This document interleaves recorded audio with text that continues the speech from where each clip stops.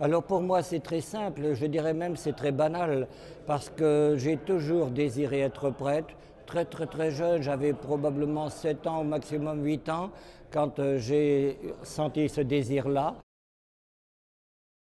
J'étais très heureux au séminaire, au petit séminaire.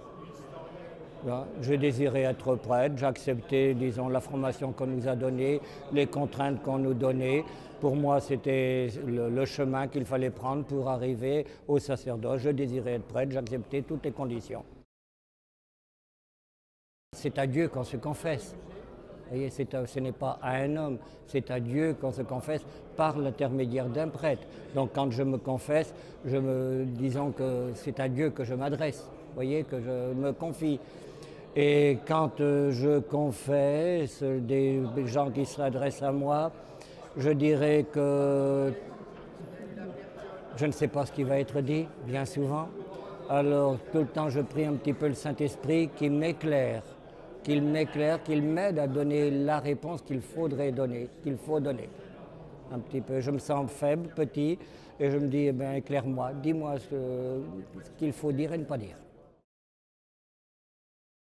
Alors la prédication, je peux dire que les premières années, même pendant très longtemps, et depuis mon retour en France, j'ai passé énormément de temps à préparer mes sermons. Maintenant, je veux dire qu'il y a une habitude, bon, puis j'ai un travail déjà qui a été fait, donc c'est bien plus facile, vous voyez.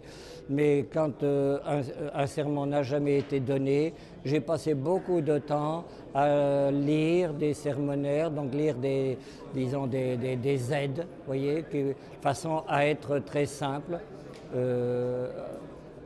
Mon désir, quand je fais une homélie, c'est que la personne, disons, la moins douée, puisse comprendre. Donc d'être compris de tout le monde, pas simplement des gens, disons, cultivés ou autres, qu'on dit cultivés, je dirais. Vous voyez, que être compris de tout le monde. Alors la prière, je dirais qu'il y a eu des étapes dans ma vie. Donc la prière au petit séminaire comme jeune prêtre, au séminaire, au grand séminaire, bien sûr, on est généreux, on est jeune, on prie, c'est normal, tant mieux.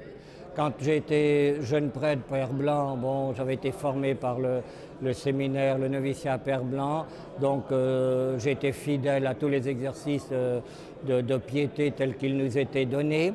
Il y a eu ensuite, un petit peu par la suite du concile, une libéralisation. On nous a dit, oh, le bréviaire, quand vous êtes fatigué, vous pouvez plus facilement sauter 1 heure du bréviaire, alors qu'avant c'était très strict, vous voyez. Et petit à petit, eh bien, sans faire attention, on se laisse prendre par l'activisme et prier beaucoup moins. Jusqu'au jour où on se dit, mais attention, je ne prie plus beaucoup, vous voyez. Et alors à ce moment-là, bon, j'essaye de prier, de revenir, de prier beaucoup plus, certainement.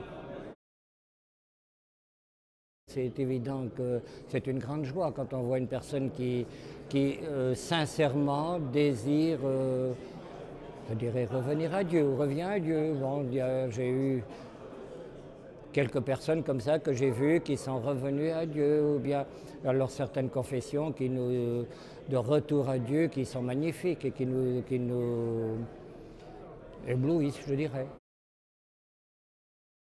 Bon, bah, les difficultés, les difficultés, c'est celle à tout prêtre, hein, vous savez, on sème, on prêche, et puis il y a des échecs aussi, et puis je dirais tant mieux.